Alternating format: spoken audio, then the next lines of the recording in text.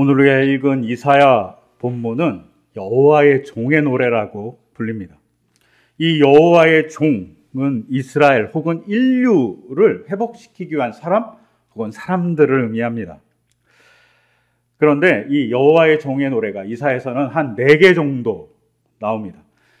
가장 널리 알려진 건 여러분들이 잘 아시는 이사야서 52장, 53장에 나오는 내용입니다.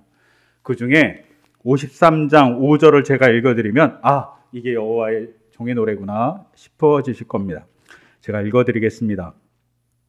그러나 그가 찔린 것은 우리의 허물 때문이고 그가 상처를 받은 것은 우리의 악함 때문이다. 그가 징계를 받음으로써 우리가 평화를 누리고 그가 매를 맞음으로써 우리의 병이 나았다 라는 말씀입니다. 즉 이 이사야서 53장의 말씀은 우리가 사순절 혹은 고난주간에 정말 많이 읽는 말씀입니다. 그래서 기독교에서는 이사야서 53장의 내용을 기반으로 해서 이 여호와의 종이 예수님을 가리킨다고 얘기합니다. 그렇죠. 십자가를 지시고 우리를 구원해 주기 위해서 징계를 받으셨던 그 모습이 여호와의 종의 모습과 너무나도 유사하기 때문입니다. 이 말씀은 분명 맞는 해석입니다. 이것을 확증하는 것이 오늘 읽었던 이사야서 42장 1절에 여호와의 종에 대해서 하나님이 뭐라고 그러냐면 내 마음으로 기뻐하는 사람이다. 또한 내가 그에게 나의 영을 주었다라고 얘기합니다. 근데 이 모습이 언제 있습니까? 예수님께서 세례를 받으실 때 하나님의 영이 내려오셨고 하늘에서 이런 음성이 들립니다. 내가 사랑하는 아들이며 내 기뻐하는 자다. 즉 이사야서 42장의 종의 노래와 예수님께서 처음으로 세례받아서 공식적으로 나타날 때의 그 모습이 동일하다는 것을 알 수 있습니다. 즉 이 말씀은 여호와의 종의 노래는 예수님을 향해서 얘기하고 있다. 예수님을 상징한다 라고도 볼 수 있습니다. 근데 이렇게만 보기에는 너무 한정적인 해석일 수 있습니다. 여호와의 종의 노래는 더 큰 의미들을 많이 포함하고 있습니다. 특히 오늘 우리가 읽었던 이사야서 42장은 여호와의 종의 노래의 첫 번째 노래입니다. 그리고 여호와의 종이 누구인지는 정확하게 밝히고 있지 않습니다. 그 대신 뭘 밝히고 있냐면 여호와의 종의 역할을 밝히고 있습니다. 그가 무엇을 하는지를 얘기하고 있는 거죠. 그래서 이 역할을 수행하는 것을 봄으로써 우리는 여호와의 종이 누군지 알 수 있습니다. 그리고 이것을 통해서 예수님뿐만 아니라 어떤 다른 대상들도 얘기할 수 있음을 추측할 수 있습니다. 그러면 어떤 역할을 하는지 봐야 됩니다. 이것을 보기 위해서는 오늘 읽었던 이사야서 42장 1절에서 4절을 보면 가장 많이 사용된 단어가 무엇인지 우리가 볼 필요가 있습니다. 가장 많이 반복적으로 사용한 단어는 공의입니다. 공의를 실행하는 자가 바로 여호와의 종이고 여호와의 종의 역할이라고 얘기하고 있는 겁니다. 그러면 공의가 구체적으로 무엇일까요? 정의로운 것, 막 이런 얘기 하잖아요. 그런데 그것이 정확하게 무엇일까요? 그 내용을 얘기하고 있는 것이 2절부터 시작해서 3절의 내용입니다. 먼저 2절을 보면 이렇게 쓰여 있습니다. 그는 소리치거나 목소리를 높이지 않으며 거리에서 그 소리가 들리지 않게 할 것이다 라고 얘기합니다. 공의의 역할입니다. 2절의 내용은 진짜 별 상관없어 보입니다. 소리를 높이지 않고 거리에서 그 소리가 들리지 않을 거라고 얘기합니다. 이게 공의라고 얘기합니다. 왜 이렇게 얘기할까요? 이 말은 소리를 높이거나 거리에서 소리치는 일이 누구의 역할이었냐면 왕이 즉위해서 법을 공포할 때 쓰는 수단입니다. 새로운 왕이 취임하거나 아니면 점령한 왕이 그 점령지에 와서 자기의 법을 선포하는 겁니다. 거리에서 소리 높여서 선포하는 행위를 소리를 치거나 거리에서 소리를 내는 행위라고 얘기합니다.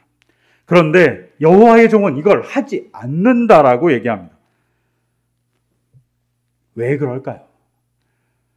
군주가 되고 왕이 된 사람들은 자기가 법이라고 얘기합니다. 내가 세운 법을 따라야 된다고 얘기하는 거죠. 내 말이 옳아. 내 말이 법이야 라고 얘기하는 사람들입니다. 그런데 소리를 높이지 않고 거리에서 소리를 들리지 않게 한다는 이 말은 여호와의 종이 자기의 법을 얘기하는 사람이 아니라 하나님의 법을 따르는 사람이라는 의미를 갖고 있습니다. 자신의 무력이나 자신의 지혜나 자기의 권력으로 세상을 다스리는 것이 아니라 하나님의 법을 따라서 살아가는 사람이다 라는 말이 여호와의 종의 역할입니다. 여러분, 제가 지난주 얘기했던 모든 용서로는 아름다운가라는 책에 제가 쭉 읽다가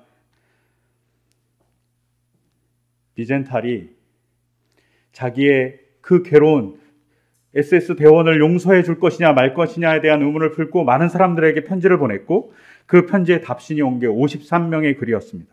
그 중에 저한테 감동적인 글이 두 가지가 있었습니다. 하나가 아브라함 요시아 헷셀의 용서에 대한 예였습니다. 아브라함 요시아 헷셀이 용서의 예를 들면서 이런 예를 들었습니다. 어느 날 랍비가 자기 집에 가기 위해서 기차에 올라탔습니다. 그리고 자기의 객실에 앉았죠. 우리나라 기차 다르게 유럽의 기차는 이렇게 객실이 있잖아요. 해리포터에 보시면 한 4명에서 6명 정도가 앉는 객실이 있습니다. 거기에 앉았습니다. 그리고 나머지 사람들은 다 상인이었던 것 같습니다. 앉자마자 사람들은 이야기를 나누고 포커를 치기 시작했습니다. 그런데 랍비에게도 치자고 얘기했네. 랍비가 저는 포커를 치지 못합니다. 이렇게 얘기합니다. 가르쳐 주겠다고 얘기도 했겠죠. 근데 랍비는 그냥 명상만 하면서 거기에 동참하지 않습니다. 근데 점점 동참하지 않은 랍비가 신경 쓰였던 상인들은 계속 랍비에게 요구합니다. 동참하라고. 그러다가 갑자기 화가 나기 시작했나 봅니다. 자기들은 노는데 옆에서 안 노니까 짜증이 나셨겠죠. 그래서 우리랑 놀든지 아니면 여기서 나가십시오 라고 얘기합니다. 근데 랍비가 좀 가만히 있으니까 그 중에 한 사람이 일어나서 랍비의 멱살을 잡고 객실 밖으로 끌어내서 객실 밖으로 밀어버립니다. 그리고 랍비는 자기의 목적지에 도착할 때까지 객실 안에 들어가서 앉지 못하고 내내 서서 갔습니다. 랍비가 목적지, 자기 집에 있는 기차역에 딱 내렸습니다. 공교롭게도 그 안에 있었던 상인들의 목적지도 동일했습니다. 그리고 같이 내렸습니다. 근데 그 순간 많은 사람들이 랍비를 향해서 달려와서 환영을 하고 랍비에게 인사를 하고 랍비를 존중해 주는 모습들을 보게 된 겁니다. 상인들이 깜짝 놀란 겁니다. 저 사람이 누구지? 그리고 옆에 있는 사람에게 물어봅니다. 저 사람이 누구냐고. 그러자 옆에 있는 사람이 이렇게 얘기합니다. 저분을 모르신단 말입니까? 그 유명한 브리스크의 랍비입니다. 라고 얘기해 줍니다. 상인은 순간 덜컥 겁이 납니다. 그 유명한 랍비를 내가 못 알아봤구나. 근데 내가 멱살을 잡고 쫓아냈구나 하면서 너무 놀라서 그 즉시 랍비에게 가서 자기가 잘못했다고 사과합니다. 근데 랍비가 사과를 받아주지 않습니다. 상인들이 호텔에 가서 자는데 잠이 오지 않습니다. 그랬고 랍비를 수소문해서 랍비의 집에 찾아갑니다. 그리고 랍비의 집에 가서 랍비님, 저는 부자가 아니지만 제가 가지고 있는 300루블쯤 되는 이 돈을 다 드리겠습니다. 저를 좀 용서해 주십시오 라고 얘기합니다. 랍비가 그럴 수 없다고 대답합니다. 상인이 점점 불안해집니다. 상인들이 안식일에 회당을 찾아가서 위로를 받기 위해서 열심히 그들의 예배를 드립니다. 그리고 자기의 얘기를 옆에 있는 사람에게 해줍니다. 그랬더니 옆에 있는 사람들이 고개를 갸우뚱거립니다. 그토록 고매하고 그토록 위대한 랍비가 어떻게 당신들의 죄를 용서해 주지 않는지 조금 알 수가 없습니다. 이상하네요. 그러면서 그 사람들이 랍비의 아들을 소개시켜 줍니다. 랍비의 아들한테 한번 부탁해 보세요. 그래서 상인들이 랍비의 아들에게 가서 부탁합니다. 제가 이런 잘못을 했는데 랍비에게 저희를 용서해 달라고 얘기 좀 해달라고. 그래서 랍비의 아들이 랍비와 같이 식사를 하고 여러 이야기를 하다가 상인의 얘기로 슬쩍 이야기를 돌렸습니다. 그러면서 아버지, 3번씩 용서를 빌면 용서해 주라고 우리가 배웠는데 왜 그들은 용서해 주지 않습니까? 라고 아들이 랍비에게 물어봅니다. 랍비가 뭐라고 그랬을까요? 랍비가 이렇게 대답합니다. 나는 그를 용서하고 싶어도 용서할 수 없구나. 왜냐하면 그는 내가 누군지 몰랐기 때문이다. 사실 그는 유명한 랍비가 아닌 어느 이름 없는 사람에게 죄를 지은 것이다. 그러니 상인한테 가서 말해라. 나 말고 이름 없는 사람을 찾아가서 용서를 구하라고. 랍비는 권력도 있고 유명한 사람이고 그 사회를 지배하고 있었던 사람입니다. 만약에 객실에서 그들이 그 랍비가 권력이 있고 유명한 사람이라고 했다면 그렇게 내쫓지 못했을 거라는 겁니다. 근데 평범해 보이고 복장도 화려하지 않고 검소해 보이는 한 중년의 남성이 앉아있는 것을 보고 자기랑 같이 동참해 주지 않으니까 쫓아냈다는 거죠. 이름 없고 힘없는 소시민 같아서 쫓아냈으니까 권력을 갖고 있고 유명한 나한테 사죄하는 것이 아니라 권력이 없고 힘이 없고 연약한 자에 가서 사죄해야 된다고 랍비가 얘기해 준 겁니다. 그렇기 때문에 나는 용서해 줄 권한이 없다라고 랍비가 얘기합니다. 여러분, 제가 이 본문을 읽다가 생각난 게 출애굽기 22장 21절입니다. 이 본문에 뭐라고 써있냐면 너희는 너희에게 몸부쳐 사는 나그네를 학대하거나 억압해서는 안 된다. 너희도 이집트 땅에서 몸부쳐 살았던 나그네였기 때문이다 라고 얘기합니다. 나그네는 가장 약한 자입니다. 이스라엘의 법에, 율법에, 하나님의 말씀에 가장 연약한 자를 괴롭히지 말라고 되어 있습니다. 업심 여기지 말라고 되어 있습니다. 랍비는 이 말씀에 따라 자기의 삶을 해석해 준 거죠. 그리고 상인들의 행동을 해석해 준 겁니다. 잘못된 것은 권력 있는 나에게 하는 것이 아니라 너희가 무시한 소시민에게 있다고 얘기한 겁니다. 여러분, 여호와의 종은 이와 같이 하나님의 말씀을 듣고 따르는 사람이라고 얘기하는 겁니다. 여호와의 종은 하나님의 말씀을 간곡히 따라가는 사람입니다. 자기의 법을 따르는 사람이 아니라 랍비는 자기의 법이 아닌 바로 율법인 출애굽기 22장에 나온 그 말씀에 따라서 행동한 것입니다. 그래서 소리 내거나 소리 높이지 않았다는 표현이 공의의 첫 번째 되는 항목입니다. 여러분, 우리가 해야 될 일은 우리의 정의가 아니라 하나님의 말씀에 따라 살아가는 것이 정의고 공의라고 얘기하는 겁니다. 두 번째로 3절에서 보면 공의를 베푸는데 진리로 공의를 베풀라고 얘기합니다. 그 방법이 뭐냐면 상한 갈대를 꺾지 않는 것이고 꺼져가는 등불을 끄지 않는 것이라고 얘기합니다. 우선은 진리로 공의를 베풀라고 합니다. 꼭 진리로 공의를 베풀라고 하면 어떤 특정한 이념이나 우리가 얘기하는 진리 아니면 사상, 가르침 같습니다. 그런데 이 진리를 표현하고 있는 이 단어가 히브리어 에메트입니다. 에메트라는 단어가 진리도 포함하지만 사실은 성실히 혹은 충성스럽게라는 표현도 같이 갖고 있습니다. 즉, 이 본문은 진리로 공의를 베푼다는 말보다는 성실히 진심을 가지고 공의를 베풀어라 라는 의미로 볼 수 있습니다. 그런데 그것을 하기 위해서 어떻게? 상한 갈대를 꺾지 않고 꺼져가는 등불을 끄지 않는 겁니다. 이 상한 갈대가 꺼져가는 등불이라는 말은 사회에서 가장 연약한 혹은 이용의 가치조차도 없는 그런 사람을 의미합니다. 그런 사람에게도 대우를 잘 해줘야 된다라고 얘기합니다. 아니면 누구에게 상처받은 그에게 상처를 휘업하지 말라는 겁니다. 꺼져갈 것 같은 그 사람에게 밀어서 그 사람의 나락을 더 깊게 만들지 말라는 말입니다. 혹은 돈에 따라 사람을 판단하지 말고, 지식에 따라 사람을 판단하지 말고, 외모에 따라 사람을 판단하지 말고 하나님의 눈으로, 사랑의 눈으로 그 사람을 바라보라는 겁니다.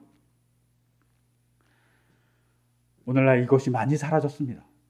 특히 우리 이 땅에 법률의 판단이 너무나도 어렵습니다. 어제 뉴스를 보도를 보니까 판사에 따라서 판결이 왔다 갔다 한다는 보도가 나왔습니다. 이러면 안 되죠. 어떤 판사에 가면 부결되고 어떤 사람에 가면 합당하고, 이렇게 되면 곤란합니다. 판사 마음인 거죠. 그렇게 되면 곤란하다고 얘기하는 보도를 본 적이 있습니다.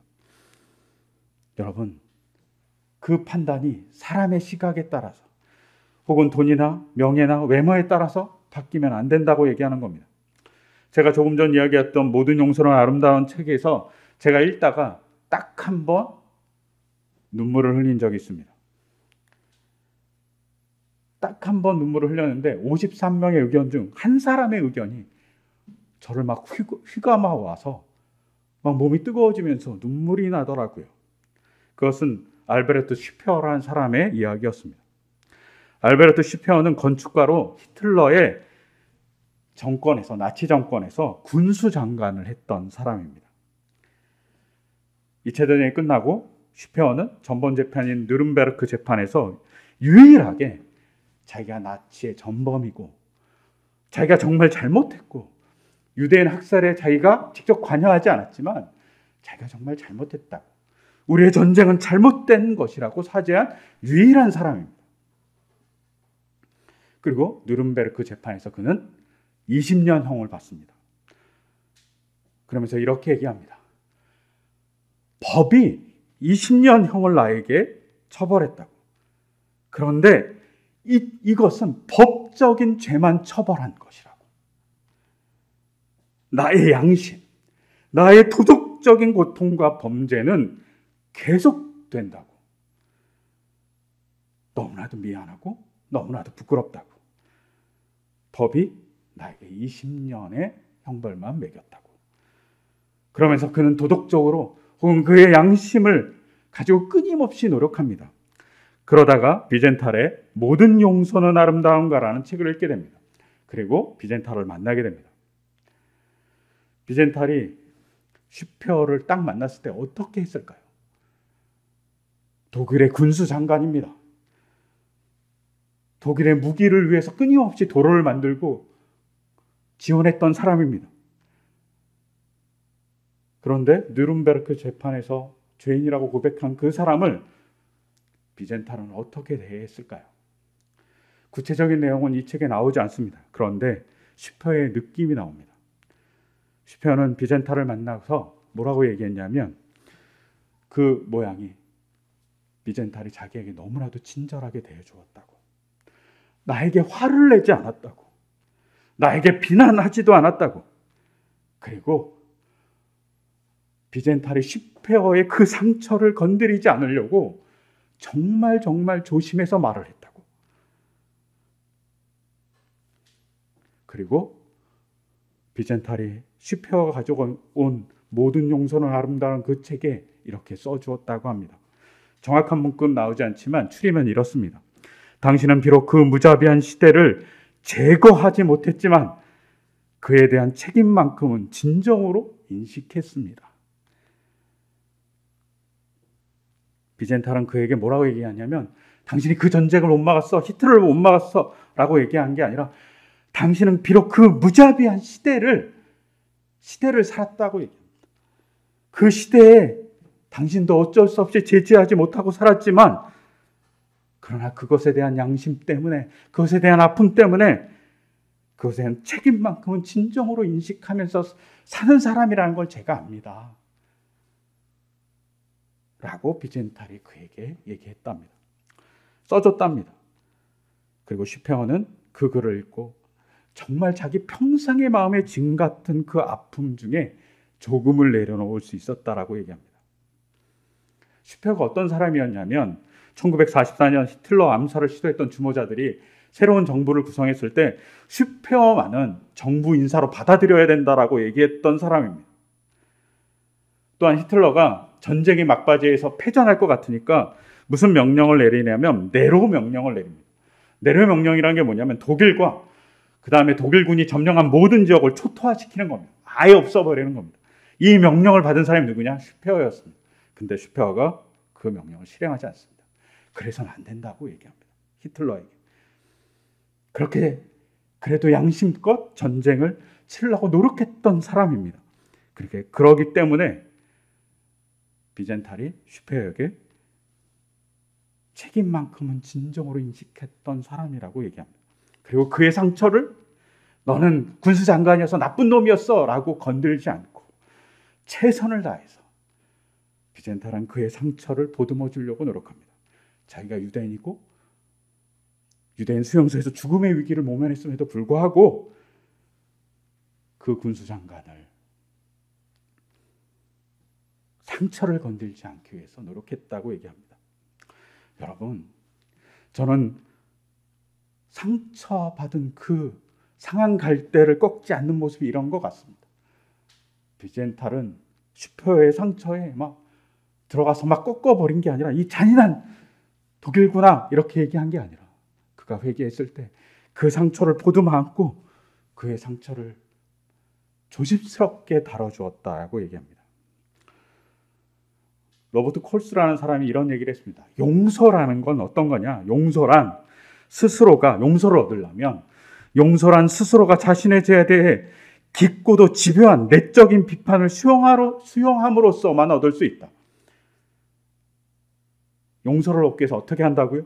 용서란 스스로가 자신의 죄에 대한 깊고도 집요한 내적인 비판을 수용함으로써만 얻을 수 있다. 슈페어는 깊고도 집요한 내적인 비판을 스스로 했던 것이죠. 그리고 그 스스로 했던 그 비판을 비젠탈은 보았던 거죠. 그리고 그것을 어루만져 준 겁니다.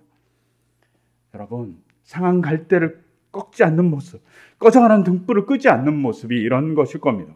이런 모습을 더 적극적으로, 더 아름답게 보여주신 분이 바로 오늘 우리가 읽었던 마가복음 2장에 나온 예수님의 모습입니다. 우리가 잘 아는 대로 마가복음 2장에 중풍병자가 있습니다. 예수님이 어느 집에 들어가셨는데 너무 사람이 많으니까 중풍병자를 데리고 들어갈 수 없습니다. 그러자 4명의 사람이 어떻게 합니까? 집에 지붕으로 올라가서 지붕을 뜯고 중풍병자를 내려보냅니다. 많은 사람들이 원성이 있었겠죠. 근데 예수님이 뭐라고 얘기하냐면 그들을 향해서 그들의 믿음을 보시고 중풍병자에게 이렇게 선언합니다. 이 사람아, 내 죄가 용서받았다 라고 얘기합니다. 놀라운 선언을 해주시는 거죠. 근데 예수님이 그를 향해서 너는 죄인이야 라고 비난하는 것일까요? 예수님 당시에 유대 사람들은 죄 때문에 병에 걸린다고 생각했습니다. 특히 중환병은 더욱더 죄 때문에 걸렸다고 생각했습니다. 그래서 우리가 잘 아는 대로 요한복음서에 시각장애인을 향해서 제자들이 물어보지 않습니까? 저 사람이 시각장애인 이유가 그의 부모의 죄입니까? 그의 죄입니까? 이렇게 물어봅니다. 예수님이 아니라고 얘기합니다. 이와 마찬가지로 중풍병에 걸린 사람이 내려오고 있습니다. 근데 예수님이 이상하게도 그를 향해서 내 죄가 사했다라고 얘기합니다. 예수님이 비난하기 위해서 그랬을까요? 제가 이 본문을 골똘히 보다가 예수님이 비난하기 위해서 그렇게 선언하지 않은 것이라는 생각이 들었습니다. 아니, 그 사람을 죄인으로 인식하는 것이 아니라 그 사람의 지위를 회복시켜주기 위해서 이러지 않았을까라고 생각이 되었습니다. 왜냐? 예수님이 그들의 믿음을 보시고라는 말에 힌트가 있기 때문입니다. 그들의 믿음이 커서입니다. 유대사회에서 가장 중요한 덕목은 믿음입니다. 근데 그를 향해서 뭐라고 얘기해 주냐면 너의 믿음이 너의 병을 고칠 정도로 너는 믿음이 좋은 사람이구나 라고 선언해 주는 겁니다. 많은 사람들이 중풍병자를 향해서 불쌍히도 여기지만 그를 죄인이라고 낙인 찍었을 겁니다. 근데 그 낙인을 없애기 위해서 예수님은 뭐라고 얘기하냐면 저 사람은 믿음 좋은 사람이야 라고 얘기해 주는 겁니다. 저 사람의 친구들도 그의 믿음이 너무 좋아서 그 믿음에 감동돼서 같이 믿음으로 나에게 온 사람이야 라고 얘기해 주는 겁니다. 그걸 통해서 병뿐만 아니라 그가 사회적으로 낙인받았던 그 낙인을 싹 없애지고, 아니 그 낙인을 없애는 것뿐만 아니라 믿음으로 존경받는 사람으로 이 중풍병자를 만들어 주시는 겁니다.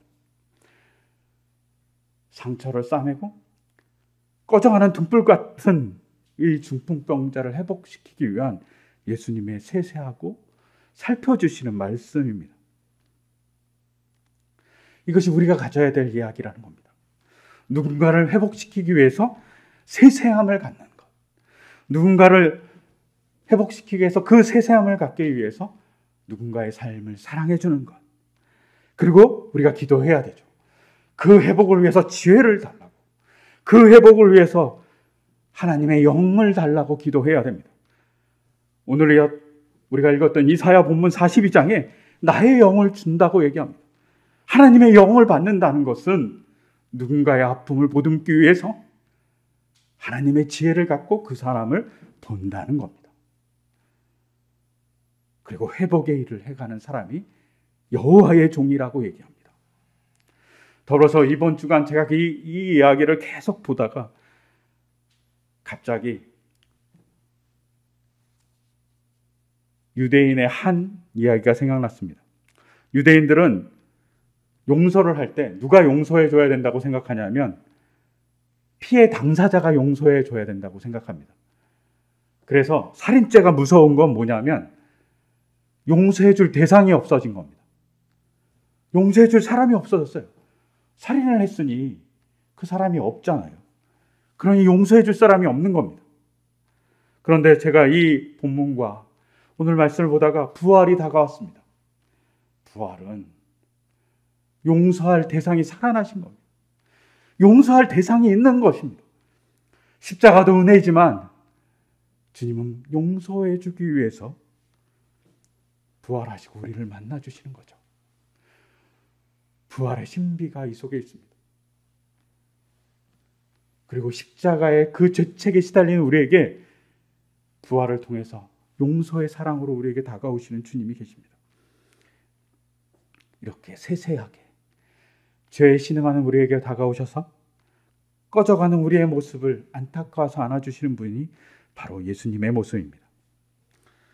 이런 모습이 종의 모습입니다. 그리고 이 모습을 보여주신 분이 예수님이고, 이 종의 모습을 보여주신 건 우리가 그렇게 살라고 모본으로 보여주신 겁니다. 왜냐하면 여호와의 종, 이사야서에 나오는 여호와의 종이 누군지를 모릅니다. 그래서 학자들 혹은 집단에 따라서 다 이해가 다릅니다. 유대인들은 누구라고 생각하냐면 여호와의 종이 이스라엘 백성 자신이라고 생각합니다.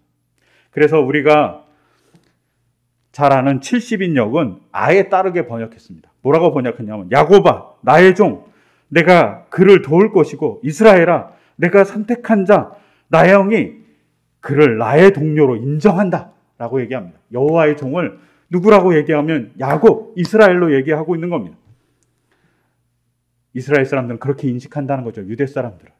구약학자들은 어떻게 인식하는 줄 압니까? 처음에 구약학자들은 이 여호와의 종이 40장부터 42장까지 끊임없이 나오는 고레스를 향한다고 생각합니다.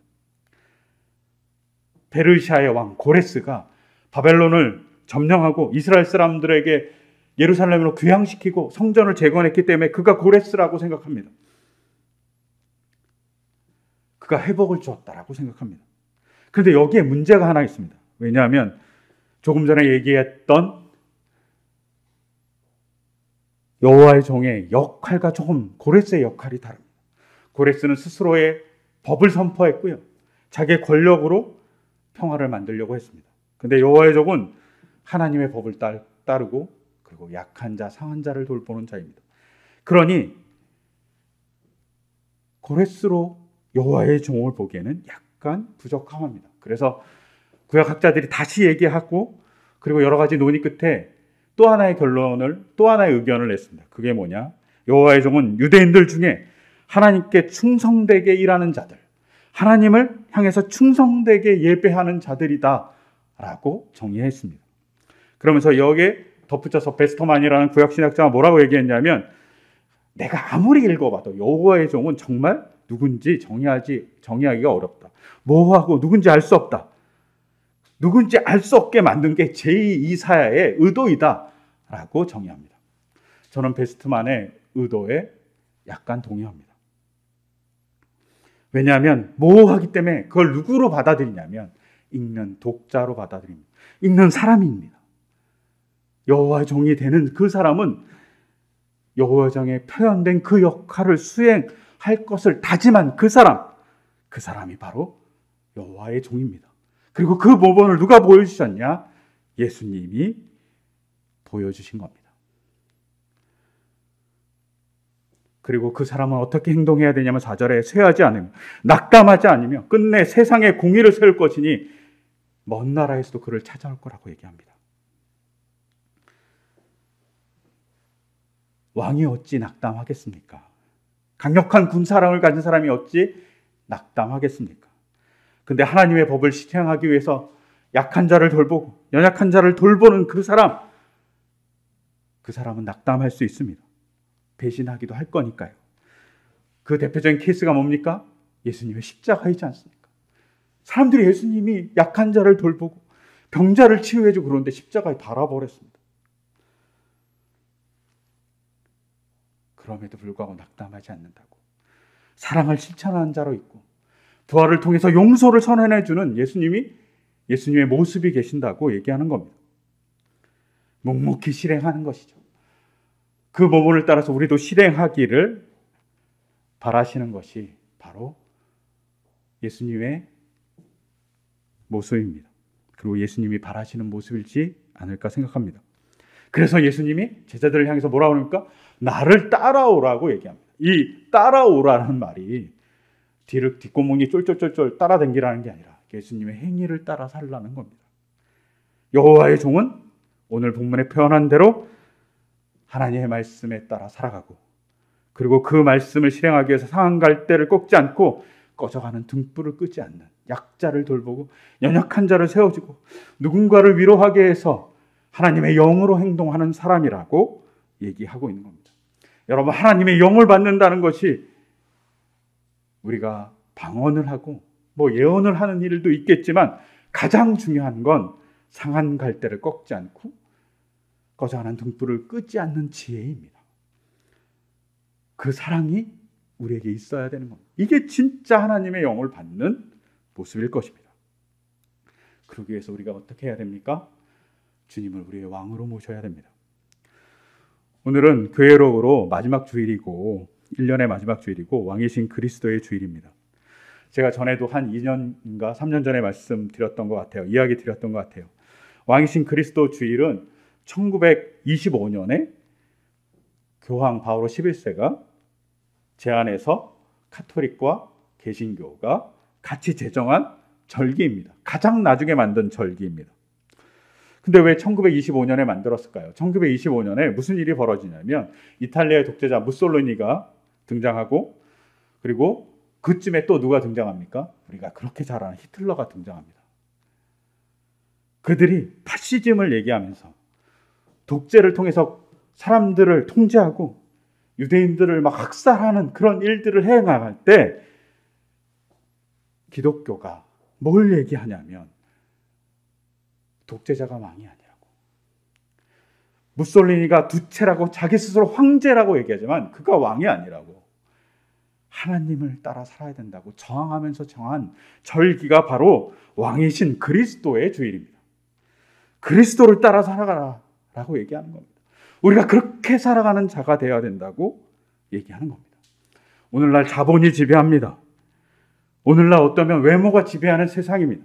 그런데 그 지배하는 세상에 기독교인은 뭐로 살아야 되냐면 연약한 자를 하나님의 사랑으로 안아주는 자로서 살아가라고 얘기하는 것이 바로 여호와의 종의 노래이고 그 종의 노래를 실행하는 것이고 왕이신 그리스도의 주일에 우리가 생각해야 될 모습입니다.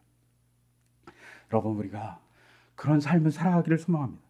주님이 우리에게 왕이신 그리스도로 살아가기를, 그리고 그것을 통해서 여호와의 종으로서의 모습을 우리가 살아가기를 소망합니다. 그리고 그것을 사랑하기 위해서 나의 상처를 휘집어 파지 않고 내 꺼져가는 막 흔들림도 끄지 않는, 그래서 사랑으로 안아주시는 주님의 그 사랑을 먼저 여러분이 체험하시기를 소망합니다. 그리고 부활하셔서 우리의 죄를 용서해 주셨던 주님의 따스한 손잡아줌을 느끼시기를 소망합니다. 그리고 그 느낌을 통해서 우리가 세상에 여호와의 종으로서의 역할들을 해나가기를 간절히 소망합니다. 그 소망을 담아서 이 시간 제가 기도하겠습니다. 하나님, 우리가 상한 갈대같이 꺾여 있을 때, 우리의 마음이 바람 앞에 등불같이 막 흔들리고 있을 때 우리에게 찾아오셔서 우리를 위로해 주시고 우리의 상처를 낫게 해주시는 귀한 주님의 사랑의 십자가를 주시고, 부활하셔서 우리의 죄를 용서한다고 선언해 주시는 그 주님의 사랑을 보므로 우리가 다시 용기 내어 살 수 있게 해주셔서 감사합니다. 그 사랑에 감사함으로 살아가게 하시고 주님을 닮아서 우리 또한 여호와의 종으로서 살아가기를 소망합니다. 그리고 그것을 하기 위해서 주님의 영을 우리에게 허락하여 주시옵소서. 우리의 마음속 악한 것들을 물리쳐 주시고 우리의 마음의 왕으로 주님 좌정하여 주시옵소서. 그를 통해 주님의 다스림을 통해 세상에 주님의 사랑을 나눠주는 우리 공동체와 또 우리 개인의 삶이 될 수 있도록 인도하여 주시옵소서. 이 모든 것 주 예수 그리스도의 이름으로 기도드립니다. 아멘.